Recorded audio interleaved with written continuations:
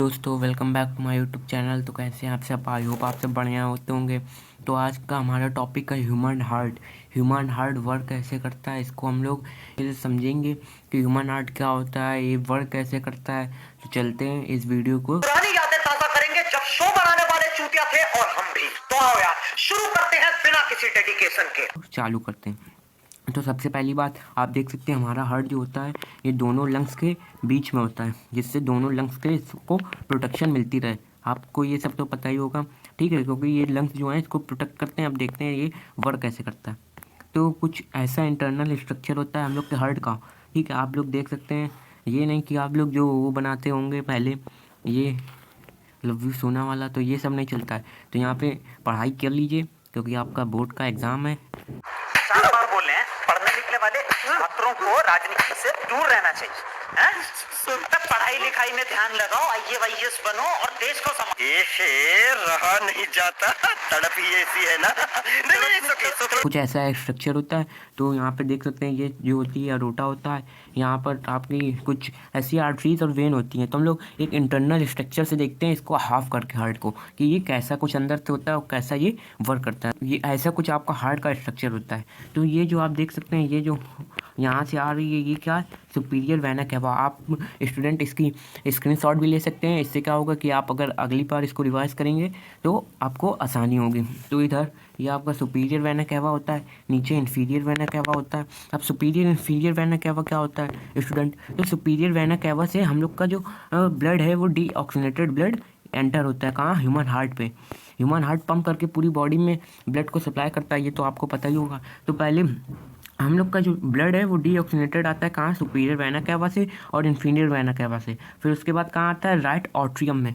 अब right atrium क्या है? तो दोस्तों राइट ऑट्रियम में जब ब्लड आता है, इसमें अभी डीऑक्सीनेटेड होता है, तो राइट ऑट्रियम से जाता है ये राइट वेंट्रिकल में। तो राइट वेंट्रिकल जाने से पहले यहाँ पे देख सकते हैं कुछ एक वी शेप की वेसल होती है, वी शेप की। तो इस वी शेप के वेसल्स को क्या बोलते हैं? याद रखिएगा, जो वी शेप की वेसल्स होती है और जो राइट ऑट्रियम और राइट वेंट्रिकल के बीच में होती है, उसको बोलते हैं ट्राइकस्पिड वॉल, ठीक है। ये ट्राइकस्पिड वॉल होती है। इसका वर्क क्या होता है कि जब ब्लड ऊपर से नीचे आता है तो ये ऊपर से नीचे आने में हेल्प करती है। बट वी शेप की क्यों होती है? जिससे कि जो ब्लड है वो वापस उल्टा ना जाए। देखिए ऐसे तो आ सकता है बट ऐसे नहीं जाएगा। तो यहाँ पे जो राइट साइड में लगी होती है इसको बोलते हैं ट्राइकस्पिड वॉल।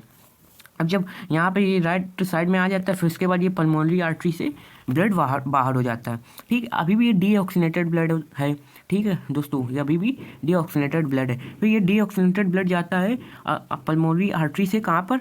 ये चला जाता है पल्मोनरी आर्टरी से आपके लंग्स में, ठीक। अब पल्मोनरी आर्टरी से लंग्स में जाता है, फिर लंग्स से ये पल्मोनरी वेन से एंटर होता है। ये आप देख सकते हैं, ये जो 2 पाइप्स पड़े हुए हैं ये आपके पल्मोनरी वेन है। तब ये पल्मोनरी वेन से एंटर होता है। अब जब पल्मोनरी वेन से एंटर होता है तो ये लेफ्ट ऑट्रियम में पहले जाता है स्टूडेंट, ठीक। तो जब ये लेफ्ट ऑट्रियम में पहले जाता है तो उसके बाद ये जाता है लेफ्ट वेंट्रिकल। अब ये लेफ्ट वेंट्रिकल क्या होता है ये भी आप समझेंगे। तो लेफ्ट ऑर्टिकल में जब ये ब्लड आता है तब ये ऑक्सीनेटेड हो चुका होता है, यानी अभी ये गया था कहाँ? पल्मोनरी आर्टरी से लंग्स में। अब लंग्स ने क्या किया कि CO2 को एक्सचेंज कर दिया कार्बन डाइऑक्साइड को चेंज कर दिया ऑक्सीजन में, ठीक है। और कार्बन डाइऑक्साइड जो थी वो निकल गई और उससे के बाद जो पल्मोनरी वेन थी वो ऑक्सीजन को लिया है कहाँ? ब्लड के अंदर। किसमें? पल्मोनरी वेन से आया लेफ्ट ऑट्रियम में, लेफ्ट ऑट्रियम से गया लेफ्ट वेंट्रिकल में। तो इनके बीच की जो वॉल होती है इसको बोलते हैं क्या? इसको बोलते हैं हम लोग बायकस्पिड वॉल। यहाँ पर इसको मिट्रल वेव भी बोलते हैं, लेकिन इसको हम लोग वो बायकस्पिड वॉल भी बोलते हैं, ठीक है। अब यहाँ पे आया, फिर जब यहाँ पे आ जाता है ब्लड ऑक्सीजनेटेड, तब लेफ्ट ऑट्रियम में प्रेशर जनरेट होता है। मतलब इसकी वॉल जो होती है ये मजबूत थिक होती है, तो इसमें एक प्रेशर जनरेट होता है जिसके कारण ये एकदम से पंप होता है हार्ट, और एकदम से अरोटा से ये ब्लड बॉडी ऑर्गन तक पहुँच जाता है। ये आप और अरोटा ऊपर से देख सकते हैं, ये आपके अरोटा के पाइप्स गए हुए हैं। तो यहाँ पे एक होप स्टूडेंट आपको समझ में आ रहा होगा, तो एक बार फिर से इसको समझ लेते हैं, ठीक है। मैकेनिज्म इसका कैसा है? तो सबसे पहले superior vena cava plus inferior vena cava से ये डीऑक्सीनेटेड ब्लड हार्ट के अंदर एंटर करता है। फिर यहाँ से आता है राइट ऑट्रियम में, अभी भी डीऑक्सीनेटेड होता है। फिर राइट ऑट्रियम से जाता है राइट वेंट्रिकल में, उसके बीच में जो ये वॉल्स होती है इसको बोलते हैं ट्राइकस्पिड वॉल। फिर ट्राइकस्पिड वॉल से ये पल्मोनरी आर्टरी में जाता है, ये अभी डीऑक्सीनेटेड ब्लड होता है। डीऑक्सीनेटेड ब्लड जाता है लंग्स में कार्बन डाइऑक्साइड एक्सचेंज होता है ऑक्सीजन में, ऑक्सीजन से एक्सचेंज होने के बाद ये पल्मोनरी वेन में आता है। पल्मोनरी वेन से एंटर होने के बाद ये लेफ्ट ऑट्रियम में आता है। अब जब ये लेफ्ट ऑट्रियम में एंटर करता है तो इसके बाद ये जाता है लेफ्ट वेंट्रिकल में। तो जब लेफ्ट वेंट्रिकल में जाते हैं तो इसके बीच की वॉल को बोलते हैं बाइकस्पिड वॉल, ठीक है। जो हमने बता चुका हूँ पहले ही कि ये जो वॉल है ये इसको अंदर आने में हेल्प करती है, बट जो अपोजिट ना है इसलिए वी शेप की होती है, ठीक है। फिर उसके बाद ये लेफ्ट वेंट्रिकल में एक प्रेशर जनरेट होता है जिसके कारण जो ऑक्सीजनेटेड ब्लड है वो अरोटा के माध्यम से पूरी होल बॉडी में ट्रांसफ़र हो जाता है। फिर अरोटा से यहाँ से प्रेशर जनरेट होता है और पूरी बॉडी में ये ब्लड ट्रांसफ़र हो जाता है। तो आई होप आपको ब्लड का मैकेनिज्म समझ में आया होगा। अगर आया हो तो हमारे चैनल को सब्सक्राइब एंड वीडियो को लाइक ज़रूर कर दीजिएगा। फिर मिलेंगे किसी नेक्स्ट टॉपिक में, तब तक जय हिंद जय भारत।